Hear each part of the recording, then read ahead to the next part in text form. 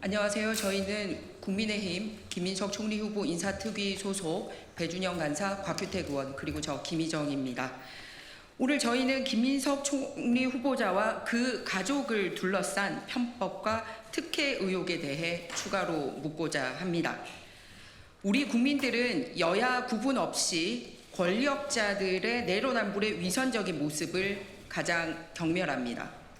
진보를 자처하며 공정과 평등을 외치던 민주당 정권의 간판급 인사들이 정작 자신의 자녀들은 고액의 소월성 교육을 시키며 각종 부모 찬스를 서슴지 않았던 이중적 모습들을 우리 모두 잘 기억하고 있습니다.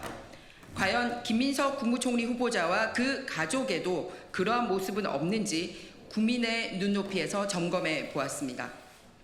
지금부터 2020년에 이루어진 김 후보자 장남의 제주도 중학교 전학과 이듬해 2021년 청심국제고등학교 입학, 그리고 그 시기와 맞물려 진행된 전처의 제주국제자유도시개발센터 비상임 이사 임용 경위에 대한 여러 의혹을 짚어보겠습니다.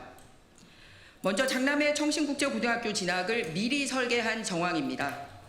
김 후보자의 장남은 21년도 경기도 소재 청심국제고등학교에 입학하여 24년 초에 졸업하고 하반기에 미국 코넬대학교에 입학합니다. 국회에 제출된 인사청문 주민등록 자료를 분석하면 김 후보자의 장남은 20년 4월 3일 거주지를 김민석 후보의 지역구인 서울 여의도에서 제주특별자치도 서귀포시로 옮겨 중학교 3학년을 다니며 경기도의 청심국제고등학교에 지원할 자격을 얻게 됩니다. 청심국제고등학교에 입학하려면 경기도 소재 중학교 졸업 예정자이거나 또는 중학교 졸업자로서 경기도에 거주하는 자 또는 검정고시 등 중학교 졸업자와 동등한 학력이 있다고 인정된 자로서 경기도에 거주하는 자, 중학교 졸업자와 동등의 학력이 있다고 인정된 자로서 경기도에 거주하는 자, 타 시도 소재 특성화 중학교 졸업 예정자 중에 경기도에 거주하는 자, 이렇습니다. 하지만 예외적으로 국내 설립 국제고가 없는 광역시도, 예를 들어서 제주도에서 중학교를 졸업하는 경우에만 지원이 가능한 특목고입니다. 이 시기 김 후보자의 장남은 제주도 서귀포시 남원읍 소재 타운하우스에 거주하며 세대주는 김 후보자의 전처인 것으로 주민등록상 추정됩니다. 이때 전처는 때를 맞춰서 제주도 소재 국토부 산하 공공기관 비상임 이사를 지원하고 당시 김민석 후보자는 당과 국회에서 최고 실세를 구가하던 시기라는 사실도 짚어보겠습니다. 2020년 초 제주도로 주소지를 옮긴 것으로 보이는 김 후보자의 전처는 장남의 제주도 전입일로부터 5개월 뒤인 2020년 9월 하순 국토교통부 산하 공공기관인 제주국제자유도시개발센터 여기에 비상임 이사 공고에 지원하게 되며 이후 기재부 공공기관 운영위원회 심사 절차를 거쳐 2020년 11월 9일부터 2년간 비상임 이사로 재직하며 매월 200만 원의 회의 수당을 수령하게 됩니다. 문제는 김 후보자 전처의 JDC 지원 자격 문제입니다.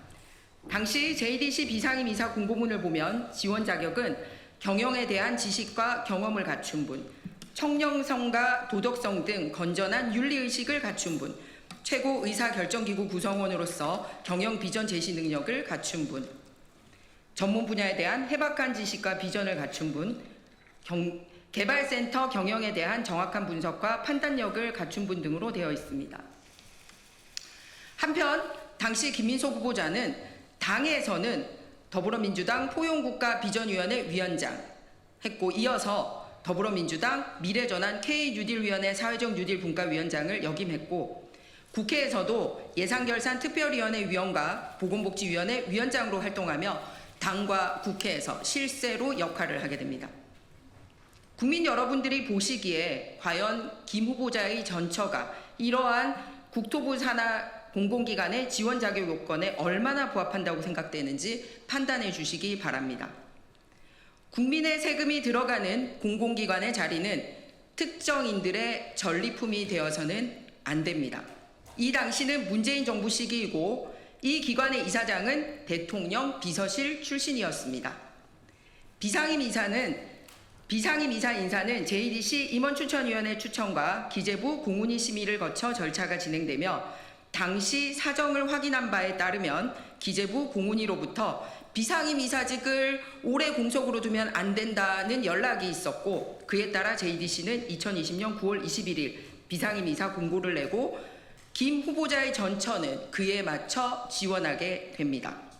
11명의 지원자 중 9명이 탈락하고 김 후보자 전처를 포함한 최종 3위는 기획재정부 장관의 임명을 받아 2020년 11월 9일부터 2022년 11월 8일까지 2년간 JDC 비상임이사로 재직하게 됩니다.